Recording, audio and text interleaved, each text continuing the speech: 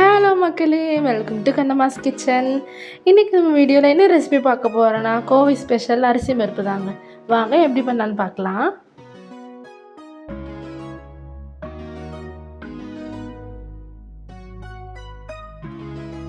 குக்கரை அடுப்பில் வச்சுக்கலாம். குக்கர் நல்லா ஹீட்டான பிறகு தேவையான அளவுக்கு எண்ணெய் ஊற்றிக்கலாம். அரிசி பருப்பு தேங்காய் எண்ணெய் செஞ்சால் இன்னும் ருசியாக இருக்கும். உங்கள்கிட்ட தேங்காய் எண்ணெய் இருந்துச்சுன்னா தேங்காய் எண்ணெய் சேர்த்துக்கலாம். அப்படி இல்லை நார்மல் சமைக்கிற ஆயிலே சேர்த்துக்கலாம். எண்ணெய் நல்லா ஹீட்டான பிறகு கடுகு போட்டுக்கலாம். கடுகு நல்லா பொரிஞ்ச பிறகு சின்ன ஜீரகம், அப்புறம் குருமிளகு.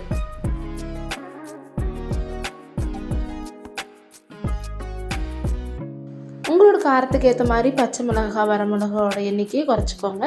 நான் காரம் ஜாஸ்தியாக சேர்த்துக்குவேன். அதுவும் அரிசி பருப்புக்கு பச்சை மிளகா, வரமிளகா சேர்த்தா ரொம்ப சுவையாக இருக்கும். அதனால் நான் 4லேருந்து 5 பச்சை மிளகாவும் 3லேருந்து 4 வரமிளகாவும் சேர்த்துருக்கேன்.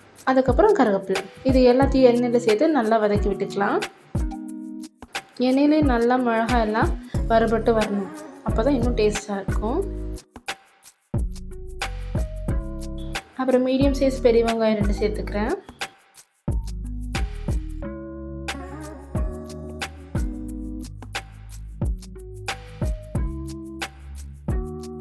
வெங்காயத்தை சேர்த்து நல்லா வதக்கி விட்டுக்கலாம்.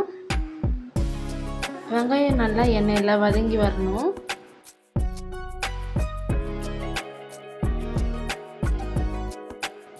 பாருங்கள், இந்த அளவுக்கு வெங்காயம் நல்லா வதங்கி வந்துருச்சு. பிங்க் கலரில் வெங்காயம் வந்திருக்கு பாருங்கள். இந்த மாதிரி வதங்கி வரணும். அதுக்கப்புறமா தான் நம்ம தக்காளி சேர்த்துக்கணும்.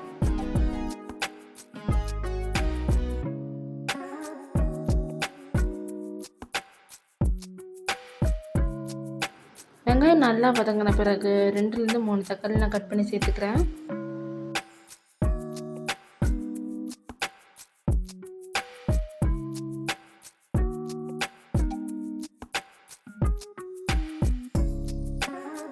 தேவையான அளவுக்கு உப்பு சேர்த்துக்கலாம். 1/4 டீஸ்பூன் மஞ்சத்தூள், அப்புறம் தேவையான அளவுக்கு மிளகாத்தூள். ஏன்னா பச்சை மிளகா, வரமிளகாலாம் நிறைய சேர்த்துருக்கனால கம்மியான அளவுக்கு மட்டும் மிளகாத்தூள் சேர்த்துக்கிறேன். எல்லாத்தையும் சேர்த்து நல்லா பரட்டி விட்டுக்கோங்க. இப்போ மசாலா எல்லாம் பச்சை வாசம் இருக்கக்கூடாதுங்கிறதுக்காக தண்ணி ஊற்றிக்கலாம். கொஞ்சம் மசாலா வதங்குற அளவுக்கு. ரொம்ப தண்ணி வேணாங்க, கொஞ்சமாக தண்ணி ஊற்றிக்கலாம்.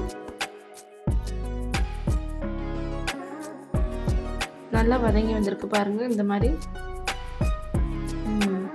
ரொம்ப சூப்பரான கிரேவியாட்டம் வந்திருக்கு. தக்காளி தொக்கு மாதிரி வந்திருக்கு.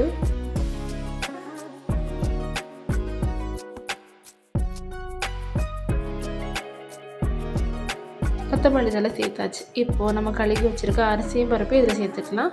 நான் 2 டம்ளர் அரிசி எடுத்துக்கிறேன்.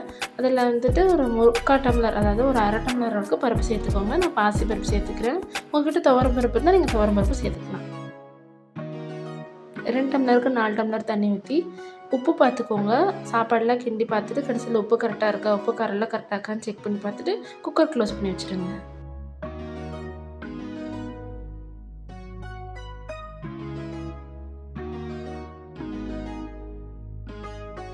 மூணு விசில் வந்த பிறகு குக்கர் ஓப்பன் பண்ணி பார்க்கலாம்.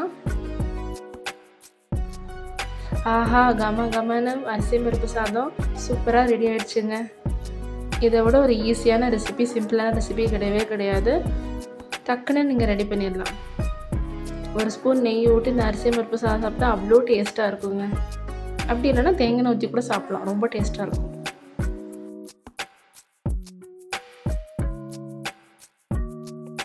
அரிசியும் பருப்பு சாதம் குக்கரில் பண்ணும்போது ரொம்ப ட்ரையாக பண்ணிட்டிங்கன்னா வர வரன்னு ஆகிடும். அதனால் ஓரளவுக்கு குழஞ்ச மாதிரி, ரொம்ப குழையாமல் ஓரளவுக்கு சாதம் இது பண்ணுற சாஃப்டாக இருக்கிற மாதிரி நீங்கள் எடுத்துக்கோங்க. அப்போ தான் அது இன்னும் டேஸ்ட்டாக இருக்கும்.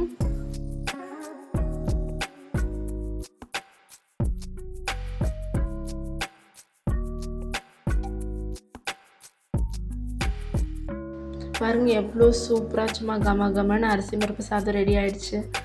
இது சும்மா சாப்பிட்டாலே சூப்பராக இருக்கும். ஆனால் இது கூட ஊறுகாய், உருளைக்கிழங்கு பொரியல், நீ எது வச்சு சாப்பிட்டாலும் ரொம்ப அல்டிமேட்டாக இருக்குங்க.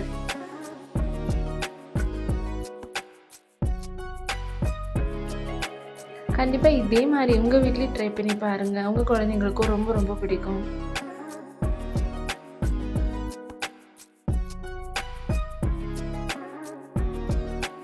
இந்த இந்த ரெசிபி உங்கள் வீட்லேயே ட்ரை பண்ணி பார்த்துட்டு எப்படி இருந்துச்சுன்னு கமெண்ட்டில் சொல்லுங்கள். மறக்காமல் நம்ம சேனலை லைக் பண்ணுங்கள், ஷேர் பண்ணுங்கள், சப்ஸ்கிரைப் பண்ணுங்கள். பாய். நெக்ஸ்ட் வீடியோவில் பார்க்கலாம்.